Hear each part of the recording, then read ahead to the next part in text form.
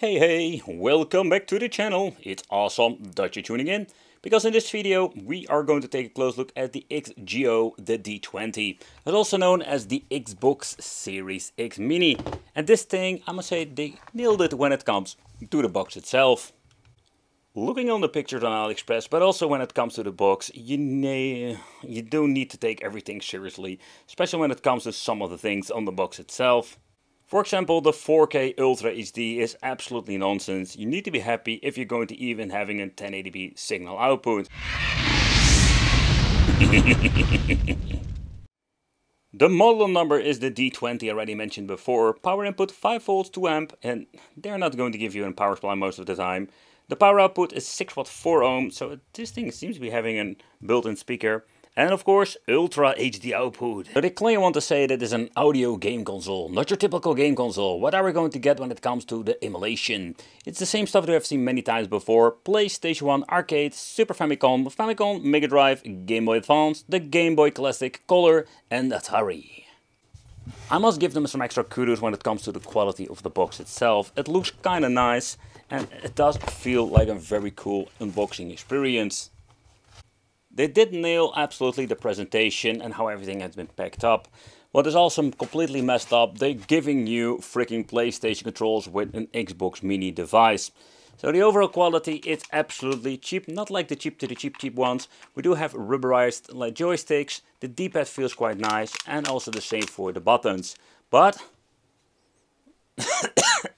it smells like freaking burnt plastic. We're going to get two controllers, both of the same quality.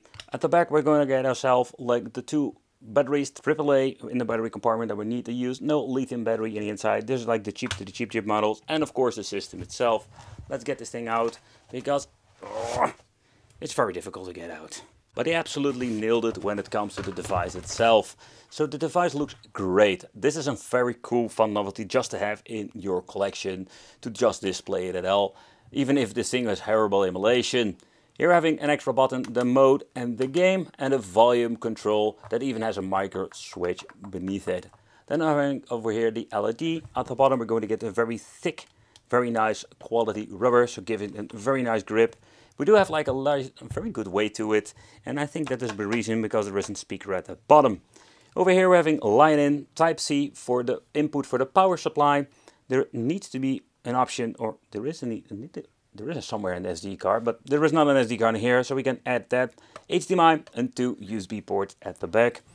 Small details, for example here having the text, the power on the whole new world. That makes me wonder, did they forget my SD card or any extra stuff that is going to be implemented? What is going on? So let's check out what we're going to get in the inside. There is the USB dongle. Here we're having the SD card. Oh boy, this is going to be a problem. And I mean 64 gigabyte, no brand.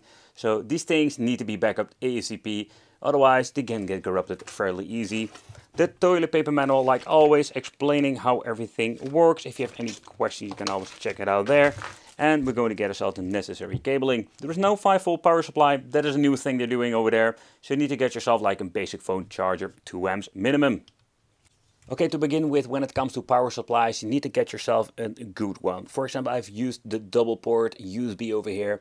In total, we're going to get 2.4 amps, but it was not enough. I'm getting myself like the big boy. If you don't use the right power supply, you're not going to get it booted up. You're just going to get yourself the logo of the, let's say, game system. You can listen to music, but that's it. Regarding the LED that we're going to find on the inside, and this is even kind of funnier than I thought it was. When powering it on, here we go. Power on. It looks really cool. Absolutely, they didn't mess up that part if you're going to display it like this. But then it's the question, is this thing actually a freaking Bluetooth speaker? But to my surprise, this thing is actually a Bluetooth speaker. The thing that we need to do is powering on by holding the bottom button for a couple of seconds. And there we go. The box itself mentioned that we do have like this beautiful, let's say, breathing lamp. And in other words, it's just fading in, fading out all the time. But when the system is powered on, you can just basically switch between a couple of settings. When pressing it a single time, the on and off switch, it goes to the Bluetooth mode, and that's kind of cool. So this thing can actually be used as a Bluetooth speaker. So what is unfortunate is if you're going to unplug it, so let's say there is no, let's say, power coming in from the outside, it automatically goes out. So I have seen some of the machines did even implement a lithium battery, but that's not the case over here. So let's test out the Bluetooth functionality. And let's see if we can connect it, if we can even find the freaking thing. Bluetooth have been connected. So let's check out if you have the option to add the Bluetooth connection. It keeps searching, but so far I have been messing with it. I couldn't find anything. Let's try again, search it, but it keeps searching and it seems to be nothing is working. But after a couple of attempts, I managed to get the freaking D20 to set up. Let's see if it's going to be connecting. There we go. Yep. Oh yeah. And now we can listen to some music through the Xbox Mini.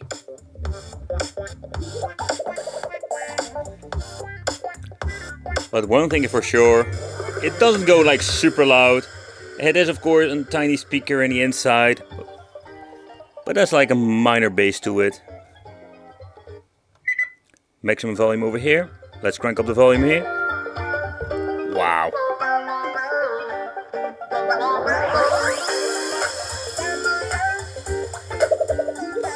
I'm surprised actually how good this works. So we're buying a mini PC or a mini PC, a mini Xbox. I almost said wrong. And you're just going to get yourself like a freaking Bluetooth speaker. How cool is that? But you know what's even the best function of this thing? When you're going to plug in the line in. Here we go. Line in. The way how it pronounced is so freaking hilarious. So this is actually what we're going to get in the menu itself. It's a little bit messy. What I did notice that the responsiveness of the menu is very fast and I really like it. We're going to get class, history, collection and the search. That's basically what we're going to get. So the first thing I just wanted to check out how fast the search function will work. Let's put in Sonic for fun, just to see how actually good it works. Yeah, so this, oh man, look at this. I'm putting in Sonic, but I'm getting all kinds of different game titles. So the search results, it's great that it is in there, but it searches on, I don't know what it searches for, because it doesn't search Sonic games. But the class is also kind of weird, because there is no, let's say, different kind of, let's say, system that we can search through. It's completely one big mess when it comes to the menu. I've been scrolling through the list itself and there are a lot of double games on here. There's the stuff there I was doing. We do have like different kind of platforms. Think about the Game Boy is here and other things. Okay, and great example that we're having a certain MAME game. There are basically 3 of them on here. But let's get into the gaming. By the way, I am using the audio from the speaker itself or the game system speaker, because we don't have any HDMI output. But it is quite unfortunate when it comes to this device. There are a lot of missed opportunities, because the overall experience when it comes to the emulation is not bad at all. When pressing L1 in the main menu, that will bring you to the system settings. I was hoping to get more options when it comes to TV out, but there we don't going to find anything at all. We're only having language, view local files, or that's it. Factory reset, that I would really recommend doing, and then having exit settings. That's it. Pressing select and start at the same time when you're in a game, you're going to get yourself a very nice looking menu. To begin with, we're going to get save loads and save states, so I think it's very convenient. And also we have the option to change out the aspect ratio in full screen and 4:3. So that's something I just check out, and even the controls can be swapped out if you have problems. So let's get into the game. And then you can see it works as a charm when it comes to the aspect ratio. The only thing is the volume. Because we need to switch the volume to the freaking speaker. There is no way getting audio from the HDMI output. But how does it actually work? We do have 2 buttons at the front, I already mentioned before. Pressing the first one over here will bring you in the Bluetooth functionality that we have tested. Pressing the game, then we're switching to the game.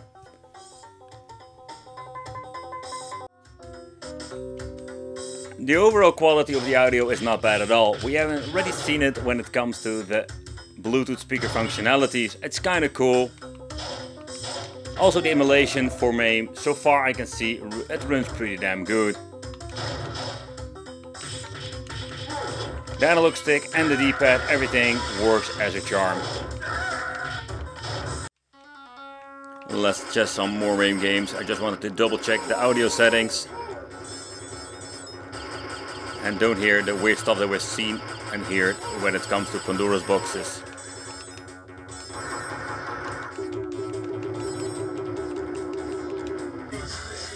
Another game I just wanted to try out is Street Fighter Third Strike.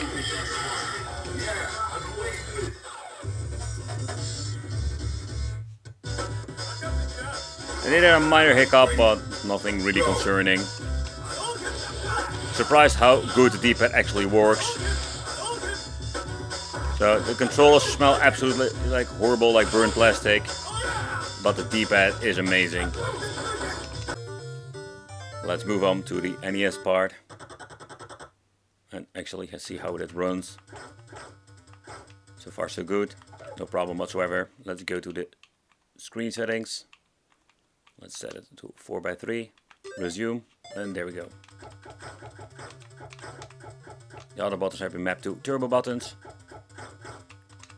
but not like the super turbo button because I can still be hit by the enemies.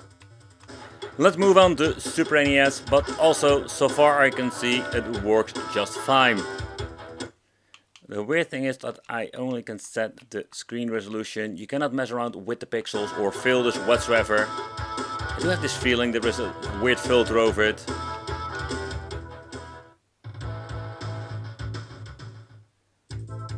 But surprisingly, the emulation performance is quite good when it comes to the Super Famicom Part 2. And I'm going to be honest, this speaker sounds pretty damn amazing. I do wonder, you can combine two of those speakers together, putting one left and putting one right, but I think that is something we should try out in the future. It would be so cool.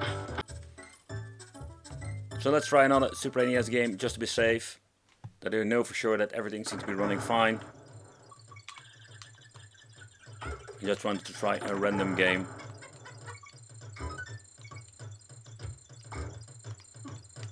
All the sound effects are here.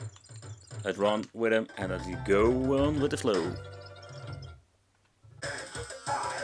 Let's move on to the Mega Drive part, and I can tell you the list is absolutely one big gigantic mess. The naming are completely wrong. It's just a freaking nightmare.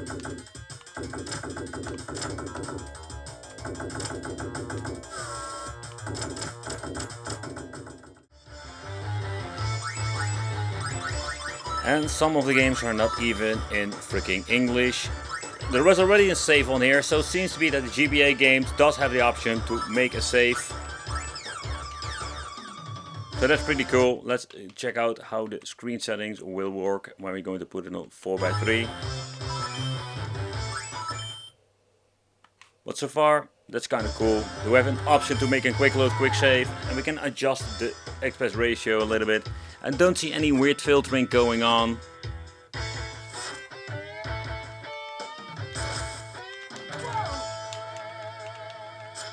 Now a problem where to find my freaking buttons.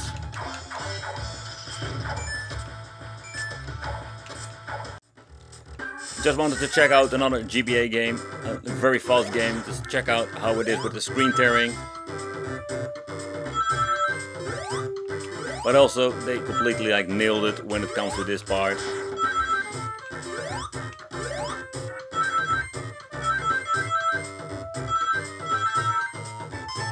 With every single game I'm booting up, I need to change out the aspect ratio, by the way. And there we go.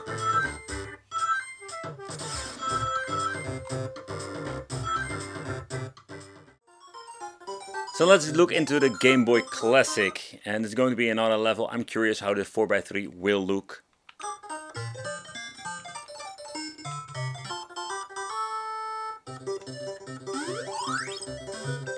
This is a weird, strange game, but I can still remember it. I played this so much on my Game Boy. It's more like a puzzle game.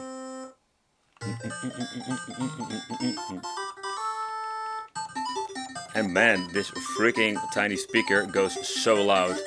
Think about if you're going to compare two of them. To the stage of history. For the final test, I can say that with PlayStation 1 is going to be the most demanding system on here. Battle 1. Fight. I do wonder also what happens when we're going to put screen setting of 4:3. Okay, yeah. That looks completely messed up. So that's a little bit of a bummer. Oh, by the way, the thing you're just hearing, that is something it always does with emulators. The thing is, I just wanted to check out, and the special ratio option doesn't work with the freaking emulator. Doesn't matter, doesn't ruin the fun, because we do have some great emulation performance. Let's move on to another game, just to see if they implemented the background music. Yup, that is another thing they love to mess up.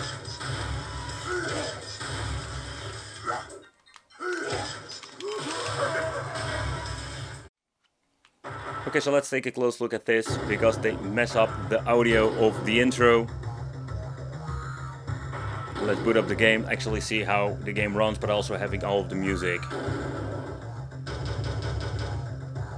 Let's be honest, if there is no music, it misses the soul of the game.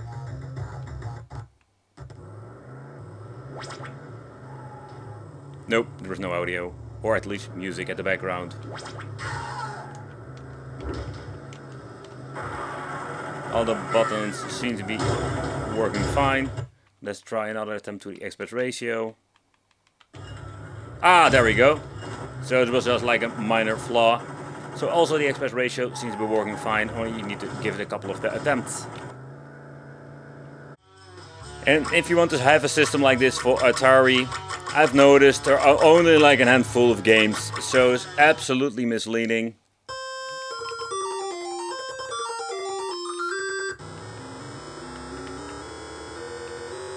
Okay, that seems to be working fine.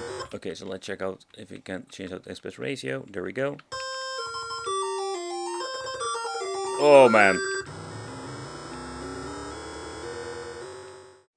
But let's take a close look how we can open this thing up. I checked out the bottom, there is no screws whatsoever, so I'm guessing we need to click it open and actually see how we can open it up. There is some room to wiggle around. Let's get my, let's say, smaller pry tools. And let's see how I can get this thing open. I always try to be very careful if I have enough patience. There we go. I'm really curious how we can just crack it open. Alright, I think I need to be a little bit more careful. Be gentle with this. Okay, there we go. I just wanted to see how the construction is of this thing, because it looks kind of cool. Oh, that is interesting. Oh, and also naughty at the same time. So I was thinking, wow, this speaker is going to give me like a very nice weight, but what you're actually going to get, they just putting some extra metal plates at the bottom with some freaking hot glue. Yeah, that's actually what they're doing. So I don't know if I can slide it out that easily, but they have like a special enclosure for the speaker itself.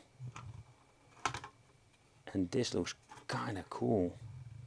But I think I cannot easily remove it. Oh, there we go. Oh, there we go. So I hope I can show you here. You can see those screws down there that I need to remove. But in total, we're 4 Parkers holding this thing down. It's quite an interesting construction, simply because when you're looking at it, it's a very tiny speaker inside an extra enclosure. I think it's a very cool thing, having it attached to the mainboard over here. But let's take a close look at the mainboard and remove the 2 cables. So what we're going to get actually is just, we're going to get 1 cable. This is going to be for the LED and this is going to be for the front part. So this tiny thing is actually where all the magic happens. This is a freaking mainboard. How tiny can it be? Over here is the one that all the magic happens. And basically this is the rock chip over here. It is also called the RK3036G. And I'm quite surprised to see this, because I didn't see this chip so far before on one of those main boards. It's an interesting construction, and of course it comes with 1 gigantic capacitor. And the way how they constructed this is quite genius, because the product itself is quite genius. You have like a Bluetooth speaker combined with a game system. So it's quite interesting what you're also going to get with all the other features. That's it. There's a one cable going all the way from the back to over here, and this has the two USB connections. So that's it. That's the only thing that we're going to be finding in there. The date that has been produced is 2022, so what I can read of this. But that's it. That is the complete teardown of this tiny Xbox. And the metal. Oh boy. Oh yeah. It's so naughty. But in the end, when you're looking at it, it's such a missed opportunity. I already mentioned before, and maybe a couple of times in this video, there are so many cool things to it. But yeah, I think it's going to be a fun novelty. The biggest downside of this, in my opinion, is the game list and the category. It's one big mess. And yeah, you can add some new stuff to it if you want to. But the general, let's say, overall experience was not that great. Beside that, it's a very fast loading times. Everything works great with good emulation, but they drop the ball when it comes to these minor things. Thank you for watching, consider subscribing, and it would be great to see you in the next video.